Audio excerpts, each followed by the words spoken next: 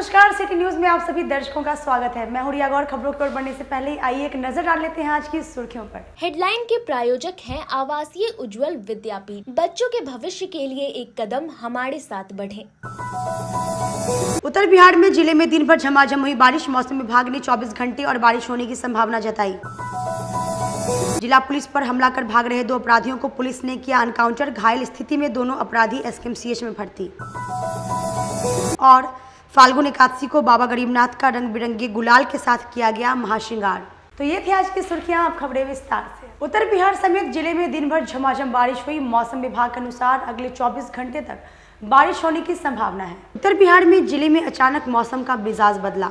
सुबह होते ही बूंदाबांदी शुरू हुई और देखते ही देखते काले घने बादल चारों ओर से घेर लिए और दिन भर झमाझम बारिश होती रही।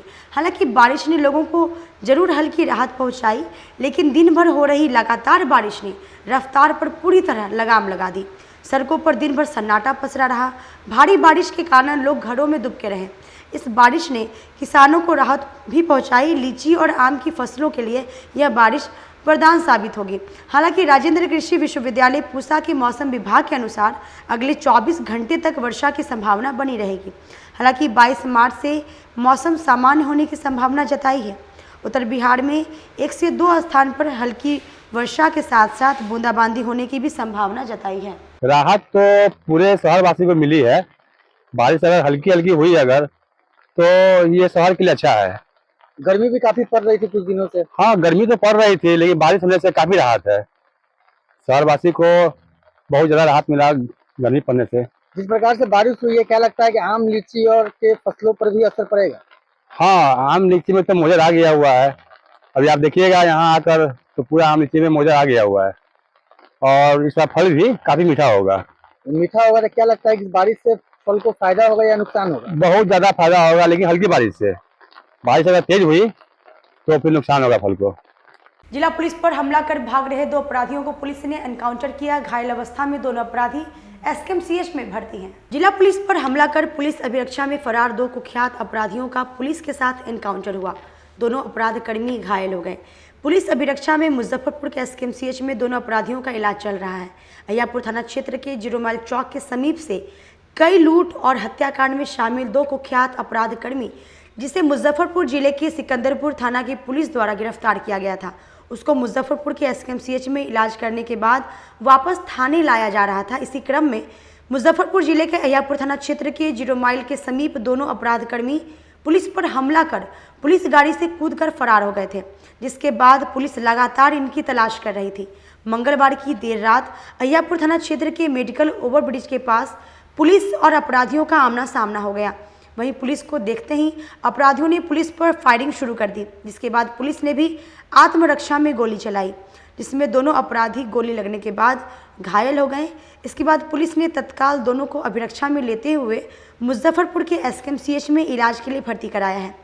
4 दिन पहले अय्यापुर थाना क्षेत्र के मेडिकल ओवरब्रिज के समीप सासाराम के इंजीनियर उज्जवल चौबे को अपराधियों ने गोली मारकर बाइक और बैग लूट लिया था। मामले में पुलिस ने 3 अपराधियों को गिरफ्तार किया था। वहीं गिरफ्तारी के दौरान अपराधियों को हल्की चोट लगने पर पुलिस अपराधियों को एसकेएमसीएच में इलाज कराकर तीनों को सिकंदरपुर थाना ला रही थी। कुछ दिन पूर्व अय्यापुर थाना अंतर्गत सासाराम के एक पेशे से इंजीनियर व्यक्ति थे, जो देर रात्रि में लगभग 10 बजे जा रहे थे और उनके ऊपर फायर करते हुए उनकी बाइक को छीन लिया गया था। चूँकि मामला बड़ा गंभीर था, इसको देखते हुए सिटी एसपी के नेतृत्व में एक टीम गठित की गई थी, जिसमें एसपी टाउन थे और डीआईयू की टीम थी और अय्यापुर के थानाध्यक्ष भी काम कर रहे थे। इस टीम को कल एक इनपुट मिला। इस इनपुट के आधार पर सिकंदरपुर थाने के अंतर्गत में 3 लोगों की गिरफ्तारी कल शाम को लगभग 5 बजे की गई थी, जिसमें एक व्यक्ति का नाम संतोष था, दूसरे का नाम सचिन था और तीसरे का नाम इंद्रजीत था। इन तीनों ही व्यक्तियों का एक लंबा आपराधिक इतिहास है और एक अवैध आग्नेयास्त्र की भी बरामदगी इनके पास से की गई थी। और इसके अतिरिक्त जो इंजीनियर थे, जिनकी लूटी हुई बाइक थी, उस बाइक को भी इन अपराध कर्मियों से जब्त किया गया था। इसके अतिरिक्त कुछ दिन पूर्व हथौड़ी थाना अंतर्गत एक सीएसपी में भी लूट की घटना घटित हुई थी, जिसमें सीएसपी संचालक का मोबाइल को भी लोग बाग लूट के ले गए थे। तो उस घटना में लूटा हुआ मोबाइल भी इन तीनों ही अपराध कर्मियों के पास से जब्त किया गया। इसके अतिरिक्त झापा पुल के पास में भी एक घटना हुई थी लूटपाट की, उसके एविडेंस भी इन लोगों के पास से मिले। झपा पुल पर ही एक पेशे से एक क्वैक डॉक्टर थे जिनकी गोली मारकर हत्या कर दी गई थी। उस घटना में भी इन लोगों की संलिप्तता प्रकाश में आई थी। इन सारी घटनाओं के आधार पर इनकी गिरफ्तारी की गई थी। लेकिन देर रात्रि में जब मेडिकल कॉलेज में इनके चिकित्सीय परीक्षण के लिए इनको ले जाया जा रहा था, उसी दौरान इसमें से 2 अपराधकर्मी जिप्सी में पुलिसकर्मियों के साथ धक्का देकर भाग खड़े हुए, जिसमें से एक का नाम सचिन था और दूसरे का नाम संतोष था। इस घटना के आधार पर पूरे जिला की पुलिस को अलर्ट किया गया था।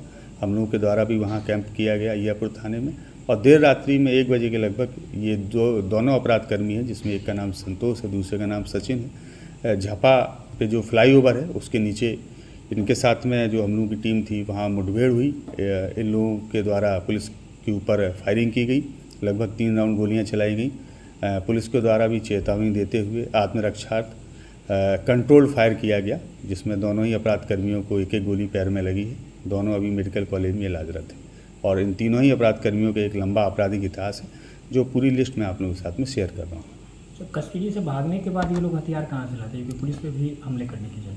एक्चुअली उसका ड्यूरेशन काफ़ी लंबा रहता है और इनका ग्रोथ काफ़ी बड़ा है, और निश्चित रूप से जो हम लोगों के पास में अभी तक इनपुट्स आए हैं, भागने के तुरंत बाद ये लोग ऐसे ही साथियों के साथ में जाते हैं जिनके साथ पहले पूर्व में घटनाएं घटित कर रहे होते हैं, और उसके बाद नो डाउट इनका योजना यही रहती है कि या तो जिले से कहीं बाहर जाएंगे, या हो सकता है कि बगल में जो हम लोग अंतर्राष्ट्रीय सीमा है वहाँ से बाहर निकलेंगे।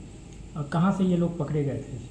ये लोग सिकंदरपुर थाना अंतर्गत क्षेत्र से पकड़े गए थे, और जो देर रात्रि में मुठभेड़ हुई है वो मुठभेड़ अय्यापुर थाने के अंतर्गत झपा फ्लाईओवर है उसके नीचे हुई है। अब फिर से इन लोगों की कुछ प्लानिंग वगैरह थी क्या घटना करने की? काफ़ी इनपुट्स हम लोगों को मिले हैं इनसे पूछताछ के दौरान, चूँकि अनुसंधान बाधित नहीं हो इसलिए अभी उसको शेयर हम लोग नहीं कर रहे हैं। सर, झपहा में जो चिकित्सक की हत्या हुई थी उसमें क्या मोटिव था? इनका लूट के उद्देश्य से किया था कि? अभी तक की पूछताछ में लूट का ही मोटिव सामने आ रहा है, लेकिन चूँकि जहाँ घटना घटित हुई उसके कुछ दूरी पर ही संयोगवश वहाँ पर हम लोगों की 112 की गश्ती गाड़ी थी जो किसी घटना को कवर करके वहाँ से लौट रही थी। तो इनके द्वारा फिर उस योजना को वहाँ छोड़ दिया गया। इनको लगा कि कहीं ऐसा ना हो कि पुलिस यहाँ पर आ जाए, और जिस समय वो जो क्वैक थे उनके साथ गोलीबारी की गई, उसी के 2 या 3 मिनट उपरांत वहाँ एक मेजर एक्सीडेंट भी हो गया। उस एक्सीडेंट को लेकर पुलिस वहाँ रश की, और इन लोगों को लगा कि शायद गोलीबारी की घटना को देखते हुए पुलिस आ रही है, तो भयभीत हो गए और बिना उनकी गाड़ी लिए वहाँ से भाग खड़े हुए। ये तीनों सर कहाँ के रहने वाले हैं? ये तीनों ही इसी जिला के ही रहने वाले हैं। एनटीपीसी काटी सामाजिक और व्यावसायिक कार्यों के विकास में हर संभव कदम उठा रही है। एनटीपीसी काटी अपने व्यावसायिक संचालन कार्यों के साथ साथ सामाजिक उत्तरदायित्व के तहत क्षेत्र के विकास के लिए हर संभव कदम उठा रही है। यह बात बुधवार को एनटीपीसी काटी में आयोजित प्रेस वार्ता में परियोजना प्रमुख मधु एस ने कही। मधु एस ने एनटीपीसी काटी के उत्पादन के बारे में बताया कि काटी स्टेशन एनटीपीसी के नॉन पीट हेड स्टेशन में पहले स्थान पर है, जो गर्व की बात है। उन्होंने बताया कि यूनिट 3 ने 31 अक्टूबर 2023 को निर्बाध बिजली उत्पादन के मामले में 2008 दिनों का अब तक का सर्वश्रेष्ठ रिकॉर्ड बनाया और 197 दिनों के अपने पिछले सर्वश्रेष्ठ रिकॉर्ड को पार कर लिया। परियोजना प्रमुख ने कहा कि काटी स्टेशन ने सभी की कार्यकुशलता के फलस्वरूप सदैव इतिहास रचा है। इस वर्ष 2023 से 2024 के दौरान काटी स्टेशन ने अभी तक कई वित्तीय वर्ष में 2991.94 मेगावाट विद्युत का उत्पादन कर MOU टारगेट को प्राप्त कर लिया। इस वर्ष एस यूटिलाइजेशन का कार्य मानक 100% से बढ़कर 119% प्राप्त किया गया, जो अपने आप में बड़ी उपलब्धि है। उन्होंने कहा कि एनटीपीसी काटी स्वास्थ्य सुरक्षा के सभी मानकों को पूरा करती है। हमारे यहाँ पिछले 4 साल में किसी प्रकार की दुर्घटना में किसी की मृत्यु नहीं हुई है। उन्होंने यह भी बताया कि बिजली उत्पादन की क्षमता बढ़ाने के क्रम में कोशिश जारी है। प्रेस वार्ता में आनंद बनर्जी महाप्रबंधक प्रचालन एवं अनुरक्षण, तापस साहा महाप्रबंधक अनुरक्षण, महेश सुथार अपर महाप्रबंधक मानव संसाधन HR CSR एवं परिचालन विभाग के कर्मचारीगण उपस्थित थे। सबको नमस्कार। आज हम एनटीपीसी कांटी में मीडिया का हमारा सहयोगी सबको बात करने के लिए आमंत्रित किया था। आप लोग सब लोग आया, हमारे पास बैठा और काफ़ी देर बात हुआ, काफ़ी विषय पे चर्चा किया। हम हमारा प्लान के बारे में, प्लान का परफॉर्मेंस के बारे में और सेफ्टी के बारे में और जो हमारा बाहर काम करता है CSR और कम्युनिटी डेवलपमेंट, इसके बारे में भी काफ़ी इन्फॉर्मेशन शेयर किया। आने वाला कुछ छोटा हमारा काम का प्लानिंग है, इसके बारे में भी काफ़ी शेयर किया था। इन सब के लिए आपका जो सुझाव और ये सब बातों ने हमने नोट किया। आगे भी और अच्छा के लिए काम करने के लिए पूरा प्रयास रखेंगे और कम्युनिटी डेवलपमेंट के लिए और लोकल बिजली का प्रोडक्शन के लिए हमारा काफ़ी काम चलेगा, आगे चलेगा और अच्छा करने के लिए उम्मीद है हमारा। और इसके बारे में और कुछ सुझाव है तो आमंत्रित है, और भी हम करने के लिए कोशिश करेंगे। अच्छा, ठीक है। बिहार में पहला और देश का टॉप 10 में NTPC शामिल हो गया, आगे उसको हाँ, कैसे बढ़ते?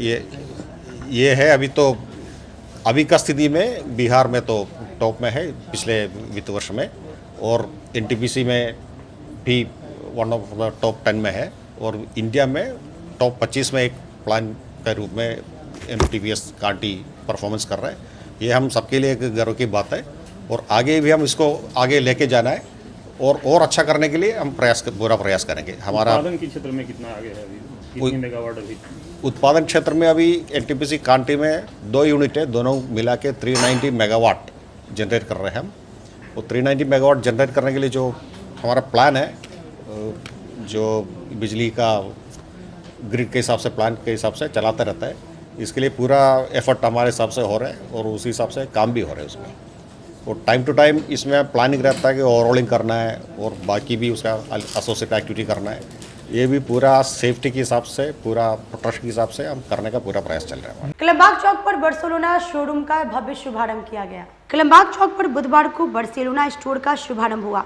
जिला परिषद अध्यक्ष रीना कुमारी व मैंगो मैन रोशन सिंह ने संयुक्त रूप से रिबन काटकर इसका उद्घाटन किया।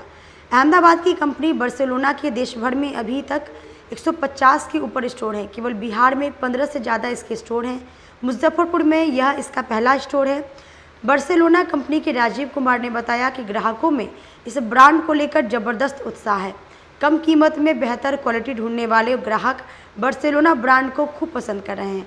वहीं प्रोप्राइटर इम्तियाज़ अहमद ने बताया कि यह फुल्ली मेंस वेयर स्टोर है। इसमें jeans, shirt, T shirt, cotton pant और टोपी उपलब्ध है। कंपनी की तरफ से अभी सभी ग्राहकों के लिए विशेष ऑफर दिया जा रहा है, जिसके तहत एक प्रोडक्ट खरीदने पर उसके साथ 2 प्रोडक्ट मुफ्त दिया जाएगा। 2 प्रोडक्ट खरीदने पर 4 प्रोडक्ट मुफ्त दिया जाएगा। वहीं 3 प्रोडक्ट खरीदने पर 7 प्रोडक्ट मुफ्त दिया जाएगा। बार्सिलोना जो है, इस तरह का जो शॉप है, ये सिटी में पहली बार आया है, और हमारा जो कस्टमर को जो टारगेट करते हैं वो हमारे वैल्यू कस्टमर्स होते हैं। जो कस्टमर है ना कम प्राइस में अच्छे प्रोडक्ट चाहते हैं, तो हमारा जो ब्रांड है वो काफ़ी बेस्ट है, और इस ब्रांड में हमारा रेगुलर ऑफ़र चलते रहता है। ऑफ़र हमारा है buy 1 get 2 free, buy 3 get 7 free, है ना। बाय 1 गेट 2 फ्री में क्या है कि अगर कस्टमर 3 कपड़े लेते हैं, 1 का प्राइस पे करेंगे, है ना, 3 कपड़े लेकर के जा सकते हैं। और बाय 3 गेट 7 में और एडिशनल डिस्काउंट है, 3 पीस लेंगे टोटल कस्टमर को 10 प्रोडक्ट मिलेंगे। इसमें एक पीस जो है एक्स्ट्रा मिलता है, ठीक है। तो हमारा कॉन्सेप्ट यही है कि कस्टमर जितना से ज़्यादा खरीदेंगे, है ना, उनको प्रोडक्ट का जो प्राइस है सस्ता पड़ेगा। मार्केट में अदर ब्रांड से कैसे दिखते हैं? दूसरे ब्रांड से जैसे आप और बाकी अदर ब्रांड में जाएंगे तो, है ना, तो वहाँ पे रेगुलर ऑफ़र नहीं चलता है, बट हमारे यहाँ आपको सालों भर सेम ऑफ़र आपको मिलते रहेंगे। क्वालिटी क्या? क्वालिटी हमारा बहुत ही अच्छा है compare to other brands. Reena Kumari थे, तो काउंसिल चेयरमैन थे यहाँ मुजफ्फरपुर के, और इस 11 बजे के करीब मेरा टाइमिंग था, जो 11 बजे मेरा स्टोर ओपन हुआ है।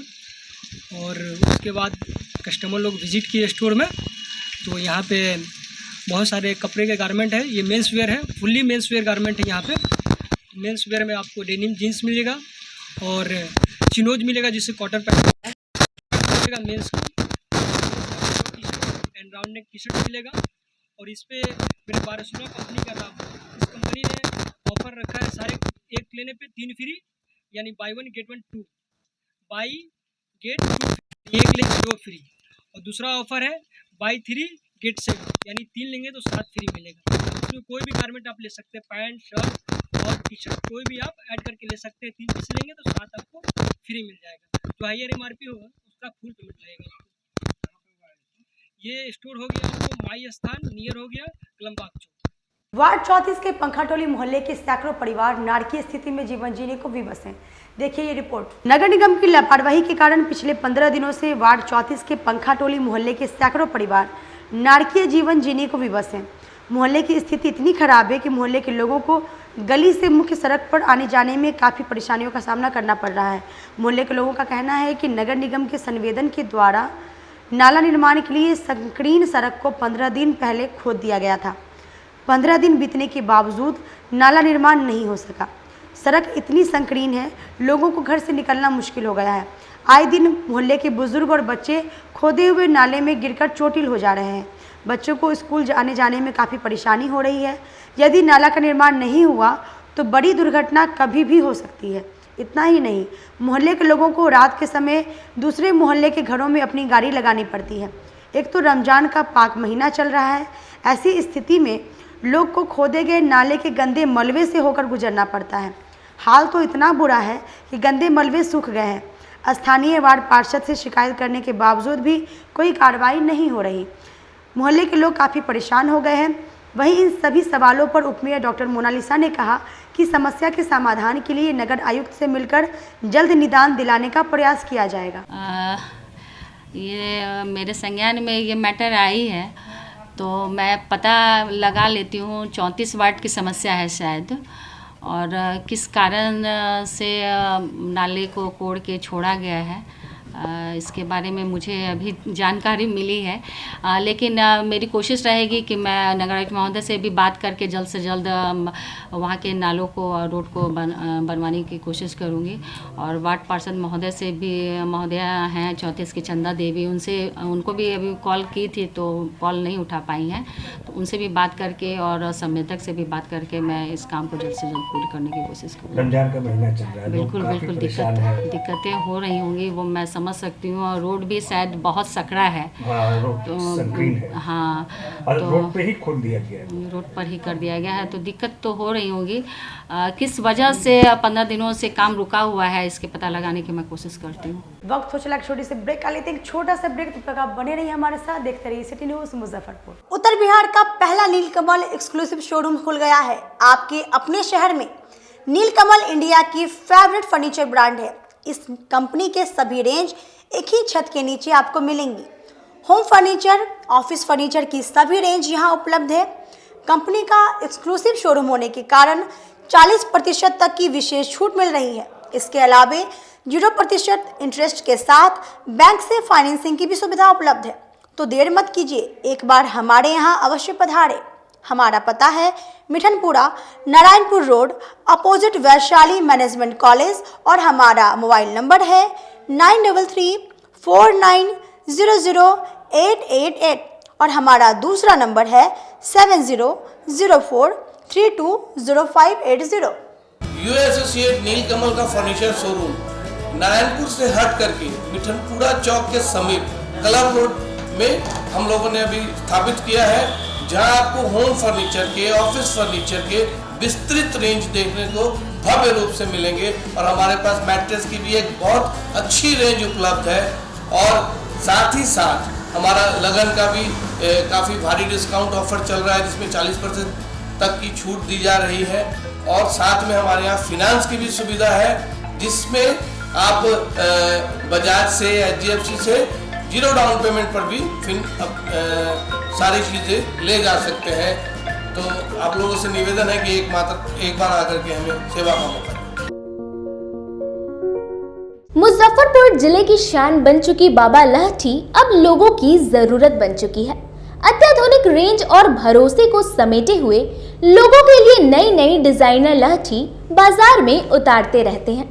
ऐश्वर्या राय बच्चन, सचिन तेंदुलकर की पत्नी से लेकर न जाने कितने सारी नामी हस्तियां इस लहठी के दीवाने हो चुके हैं। लोगों के साथ ने ही बाबा लहठी की पहचान देश से लेकर विदेश तक बनाई है। ऐसा साथ बनाए रखने के लिए आप लोगों का तहे दिल से धन्यवाद। अपने सपनों की आशिया को दे एक नई पहचान माँ भवानी डेकोर प्राइवेट लिमिटेड के साथ, जो है ऑथराइज्ड डिस्ट्रीब्यूटर ऑफ कजारिया। देश की मिट्टी से बनी टाइल से देश को बनाते हैं। और जहां मिलती है सभी प्रकार के Indian and imported granite, marble, sanitary एवं कोटा स्टोन का अनोखा एवं आकर्षक संग्रह। माँ भवानी डेकोर प्राइवेट लिमिटेड मतलब a complete floor solutions. New 0 mile Dadar road, Muzaffarpur. Call 9934753111। लगातार 10 वर्षों से विभिन्न परीक्षाओं में सर्वश्रेष्ठ परिणाम। हम हैं आवासीय उज्ज्वल विद्यापीठ मुजफ्फरपुर। इस स्कूल में सर्वश्रेष्ठ कोचिंग पैटर्न से बच्चों को पढ़ाया जाता है। प्ले से 10वीं तक की पढ़ाई स्वच्छ वातावरण में कराई जाती है। यहाँ आधुनिक छात्रावास की व्यवस्था है। उज्ज्वल विद्यापीठ का मुख्य उद्देश्य रामकृष्ण मिशन, नवोदय नेतरहाट, सैनिक स्कूल, सिमुलतल्ला गुरुकुल, सिंधिया कन्या विद्यालय जैसे अनेक भारतवर्ष के प्रतिष्ठित विद्यालयों में कुशल प्रशिक्षित अनुभवी एवं शहर के सर्वश्रेष्ठ शिक्षकों द्वारा तैयारी कराई जाती है। 1.5 एकड़ में फैला इस स्कूल का वातावरण काफी शांत है। Free computer classes, science lab और स्मार्ट क्लासेस है। साथ ही इंडोर और आउटडोर गेम की भी व्यवस्था है। तो अपने बच्चों के लक्ष्य के सपनों को पूरा कराना चाहते हैं तो आज ही आवासीय उज्ज्वल विद्यापीठ में अपने बच्चों का नामांकन करवाएं। हमारा पता है पोखरिया पीठ अतरदा मुजफ्फरपुर और हमारा कॉन्टेक्ट नंबर है 9708351851 और हमारा दूसरा नंबर है 8797122397 या फिर आप हमें कांटेक्ट कर सकते हैं 8409996658 पर। ब्रेक के बाद एक बार फिर से आप सभी का स्वागत है। बढ़ते अगली खबरों की। फाल्गुन एकादशी को बाबा गरीबनाथ का रंग बिरंगे गुलाल के साथ महाश्रृंगार किया गया। रंग भरी एकादशी का बुधवार को बाबा गरीबनाथ का रंग बिरंगे अबीर से श्रृंगार किया गया। इस अवसर पर पंडितों और पुजारियों ने फगुआ गीत प्रस्तुत कर सबको होली के रंग में सराबोर कर दिया। होली खेले बाबा गरीबनाथ, आज बिरज में होली रे रसिया आदि होली गीतों पर देर तक सभी भक्त झूमते रहे। मौके पर मंदिर के प्रधान पुजारी पंडित विनय पाठक, महंत अभिषेक पाठक, अन्य पुजारी मौजूद रहे। फाल्गुन माह के शुक्ल पक्ष की एकादशी को रंग भरी एकादशी के नाम से भी जाना जाता है। रंग भरी एकादशी की विशेषता यह है कि ये इकलौती ऐसी एकादशी है जिसमें भगवान विष्णु के अलावा भगवान शिव और माता पार्वती की पूजा का अत्यधिक महत्व है। पौराणिक कथाओं के अनुसार माता पार्वती पहली बार जब भगवान शिव के साथ काशी नगरी आई थी तब फाल्गुन माह की एकादशी तिथि थी। यह तिथि सामान्य नहीं बल्कि बहुत खास है क्योंकि इस दिन भगवान शिव माता पार्वती को गौना कराकर काशी लेकर आए थे। ये रंग भरी एकादशी जब से बाबा गरीबनाथ जी का दरबार है तब से हम लोग यहाँ करते हैं। ऐसे तो होली का ही महापर्व है और रंग भरी एकादशी फागुन माह के एकादशी तिथि के दिन मनाते हैं हम लोग। और फूलों से रंग बिरंग के फूल, रंग बिरंग अबीर, गुलाल से बाबा गरीबनाथ जी का महाश्रृंगार करके और भक्तों संग बाबा गरीबनाथ होली खेलते हैं। और उसके बाद सेवक परिवार की ओर से यह परंपरा शुरू से चली आ रही है और आगे भी चलेगा। ये जिला राजस्व अभिलेख में कार्यरत कर्मचारी का रिश्वत लेते हुए वीडियो सोशल मीडिया पर तेजी से वायरल हो रहा है। जिला राजस्व अभिलेखागार में कार्यरत रिश्वत मांगने वाले 2 कर्मियों का वीडियो वायरल होने के मामले में जिला प्रशासन ने बड़ी कार्रवाई की है। जमीन का नकल उपलब्ध कराने के एवज में दोनों पैसा लेते थे।